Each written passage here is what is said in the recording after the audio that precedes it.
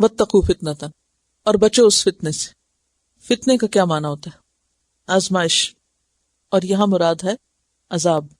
اس کو پچھلی آیت کے ساتھ موڑ لیں کہ انسان جب اللہ کی دی ہوئی نعمتوں سے فائدہ نہیں اٹھاتا تو پھر اس کا نتیجہ کیا ہوتا ہے کہ ایک وقت آتا ہے کہ انسان سے وہ سب کچھ چھن جاتا ہے، اور انسان نے جو غلط کاریاں کی ہوتی ہیں یا غلط کام کیے ہوتے ہیں ان کا وبال سامنے آ جاتا ہے.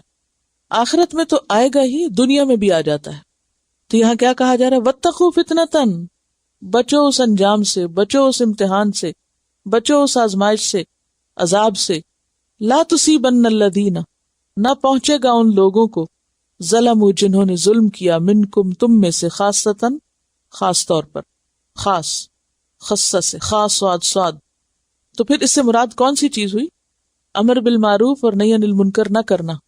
تو پتہ اس سے یہ چل رہا ہے کہ اگر کوئی شخص خود کو بدلنے کے ساتھ ساتھ دوسروں پر بھی نظر نہیں رکھتا، دوسروں کی اصلاح نہیں کرتا، تو یہ بھی ہو سکتا ہے کہ اس پر اگر کوئی مشکل آئے تو وہ خود بھی اس کا شکار ہو جائے. حضرت ابن عباس نے فرمایا اللہ نے مسلمانوں کو حکم دیا کہ کسی بدی کو اپنے اندر ٹھہرنے نہ دیں، ورنہ اللہ ایسے عذاب میں مبتلا کر دے گا جو مجرم اور غیر مجرم سب کو پہنچے گا. جیسے اصحاب السبت کا واقعہ آپ پیچھے پڑ چکے ہیں. انسان جب گناہوں کو چھوڑتا نہیں، اور صرف اتنا بھی کافی نہیں کہ خود گناہ چھوڑے، بلکہ دوسروں کو روکتا نہیں، اور گناہوں کا وبال اگر انسان پر آتا ہے تو اس کے نتیجے میں صرف ظالم نہیں، ظالم سے مراد کون ہے؟ گناہگار، مجرم جو اللہ کی نافرمانی کرے، صرف وہ نہیں بلکہ اس کے مددگار یا اس کی غلط کاریوں پر آرام سے بیٹھنے والے بھی اس میں دھر لیے جاتے ہیں، وہ بھی اس کا شکار ہو جاتے ہیں. اس سے پتہ یہ چلتا ہے کہ ایک مسلمان سوسائٹی خود غرض سوسائٹی نہیں ہو سکتی. کیسے؟ وہ صرف اپنی فکر نہیں کرے گی. آپ کبھی یہ نہیں کہہ سکتے کہ میں کسی کو تو نہیں روکوں گی، کسی کو منع نہیں کروں گی، کسی کو کچھ نہیں کہوں گی، میں بس اپنی فکر کروں گی. اگر میں خود ٹھیک ہوں تو بس میرے لیے اتنا ہی کافی. یا عام طور پر لوگ ایک دوسرے کو کہہ رہتے ہیں بس تم خود ٹھیک ہو جاؤ، اوروں کی کیا فکر پڑی. تو یہ کافی نہیں ہے. اب مثلا اگر ایک ماں گھر میں یہ کہے کہ بچے جو مرضی کریں، میں کچھ نہیں کہوں گی. اب اگر بچے بگڑ جائیں تو کیا ماں کو اس کی تکلیف نہیں ہوگی؟ ماں کو اثر نہیں پہنچے گا؟ یا باپ کو؟ صرف ماں ہی نہیں، باپ بھی.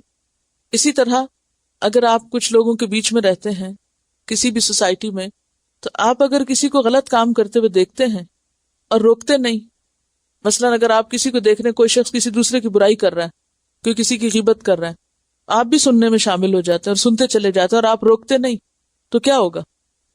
وہ آپ کے کانوں تک بھی پہنچے گی.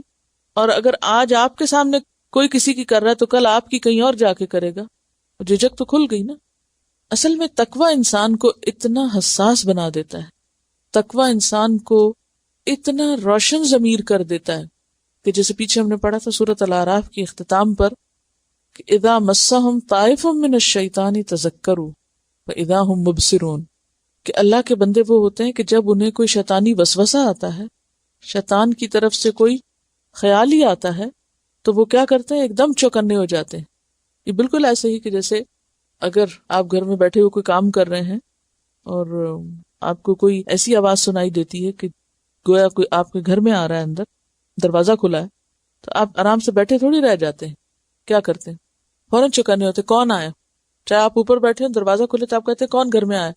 اگر کوئی آ کے سلام نہ کرے یا آواز نہ دے تو فوراً کہ کون آیا، اور اگر کوئی جواب نہ دے تو آپ نیچے اتر جائیں گے کہ کوئی ہے جو یہاں داخل ہوا ہے، کون ہے وہ، آوازیں دینے لگیں گے. ایک یہ طرز عمل ہوتا ہے. شیطان جب دل کے دروازے میں داخل ہوتا ہے تو بندہ مومن الرٹ ہوتا ہے، یہ کون آیا ہے، یہ کیوں آیا ہے، یہ کہاں گیا ہے، اس کا کیا کام ہے. اذا ہم مبصرون، ضمیر زندہ ہے نا، دل روشن ہے، کیوں آیا. فوراً فکر کریں گے کہ یہ نہیں ہونا چاہیے، یہ اندر آ گیا چور تو یہ سب کچھ لوٹ جائے گا، اس کو باہر نکالو اور دروازہ اچھی طرح بند کر کے رکھو.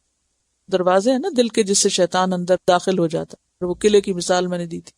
اور پھر وہ فوراً اپنی غلطی پہچان لیتے ہیں، توبہ کرنے لگتے ہیں.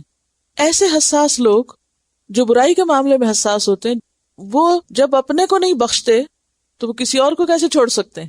جو اپنے کو نہ چھوڑے وہ اوروں کو چھوڑ سکتا ہے؟ نہیں چھوڑے گا.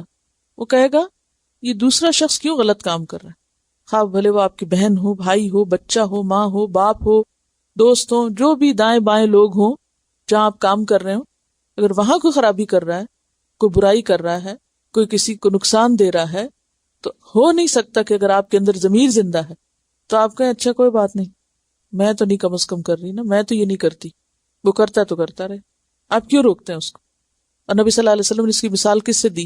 یاد ہے آپ کو حدیث جس میں ایک کشتی کی مثال دی آپ نے؟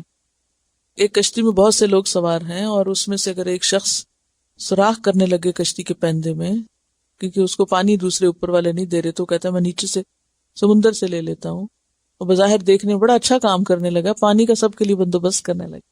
اگر آپ نے اس کا ہاتھ نہیں پکڑا سب کو ڈبوئے گا، چاہے کوئی اس کے ساتھ شریک ہے یا وہ اکیلا ہے۔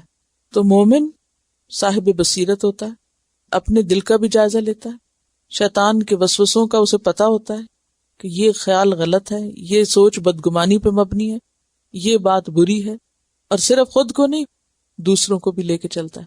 اچھا، بعض لوگوں کا حال یہ ہوتا ہے کہ وہ اپنی فکر کر لیں گے، جب دوسروں کی بات آئے گی تو یہ کہہ دیں گے وہ سنتے نہیں، وہ مانتے نہیں، فلاں میں یہ خرابی ہے، فلاں میں یہ خرابی، یہ اس کا حل نہیں۔